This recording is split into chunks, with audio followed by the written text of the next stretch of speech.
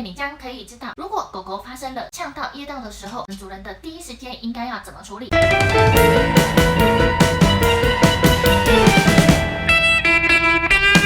Hello， 大家好，我是乌骨鸡。这几天看到一则新闻，是狗狗吃气死球，差点噎死，饲主立刻用哈姆立克法急救。那其实宠物呢跟人一样，他们在玩乐的时候呢，可能会因为小小的球类呢，不小心把球给吞下去，又或者是当有很多只狗狗的时候，他们可能会因为想要抢食，或者是好不容易主人给它吃了一个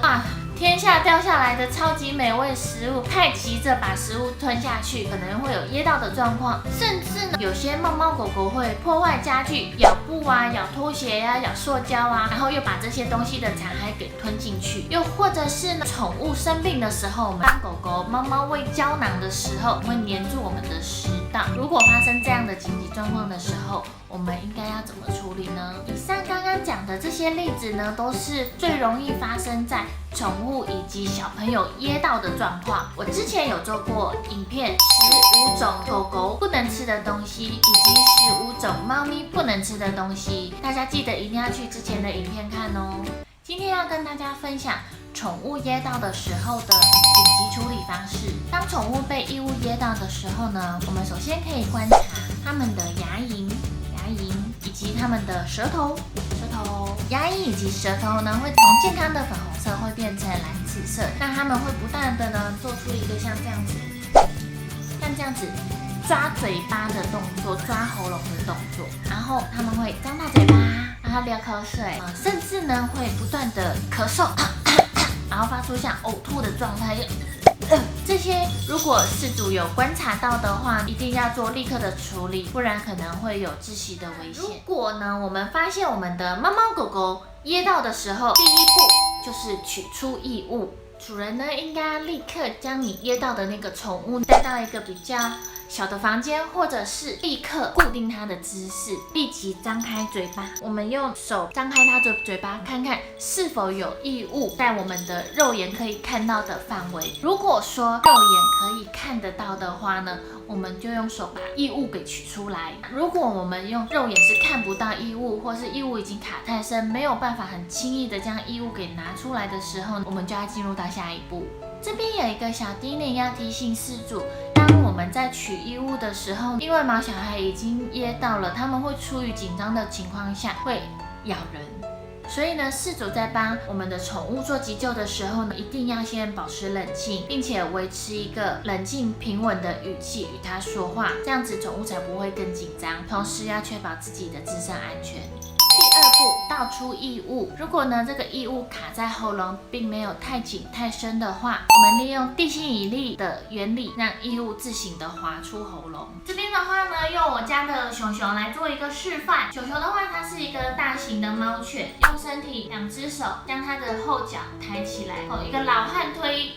的姿势，又利用地心引力的原理，让那个异物可以自行的滑出它的口腔。如果说是小型的猫犬的话呢，抬起它的后脚，悬空的方式将它的异物给倒出来。这边的话也要提醒饲主，当我们在帮毛小孩后腿抬起来，或者是让他身体悬空的时候，一定要考虑到自身的力量是不是能够抓住抓稳，然后并观察他口腔有没有异物出来。如果这样子的方式仍然没有办法将我们的异物顺利的倒出来，就要进行到下一步，第3步骤。第3步的话就是实行哈姆立克法，马上的为大家示范。假设我们的熊熊是大型的猫犬，它现在站立于地上，人呢就是站在它的身体后方。假设熊熊肋骨在这边，肋骨的边缘，我们拳头这样子对着，它前脚跟后脚都站着的情况下，快速的向内向上去做一个推挤5下。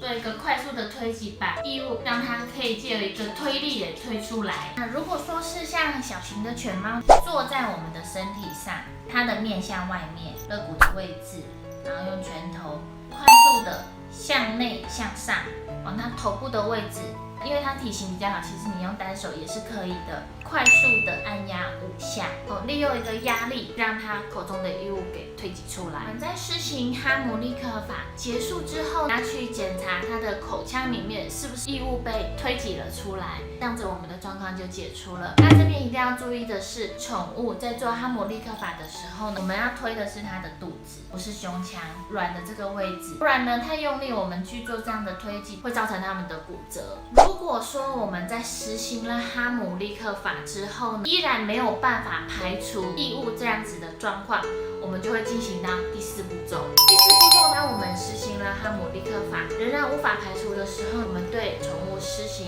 对口的人工呼吸，将它的鼻子跟口腔整个包覆起来，进行5下的人工呼吸。如果说是比较大型的猫犬，那我们就是对于它的鼻子去做一个人工呼吸，我们就把它的嘴巴闭紧，对着它的鼻腔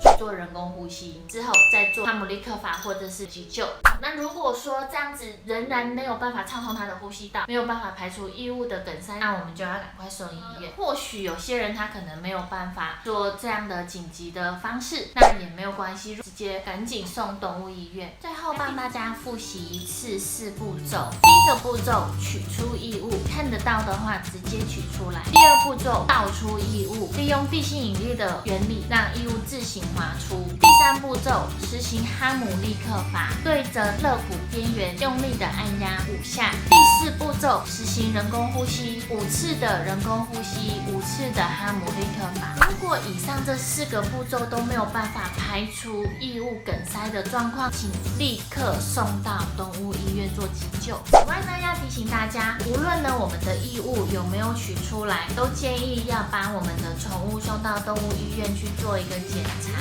因为异物无论是否有取出来，都有可能会刮伤或是刺伤食道或是喉咙，都要送到动物医院去做一个检查。希望以上的资讯对正在看影片的你们是有帮助的。希望大家的猫猫狗狗都不要有噎到的情形，东西都切小小的让它们食用。记得要订阅我的频道，留言告诉我，或者是告诉琪琪你有什么想要跟我们说的话吗？同时一定要记得分享这个实用的影片给你所有有养宠物的朋友哦。那我们下次影片再见，拜拜。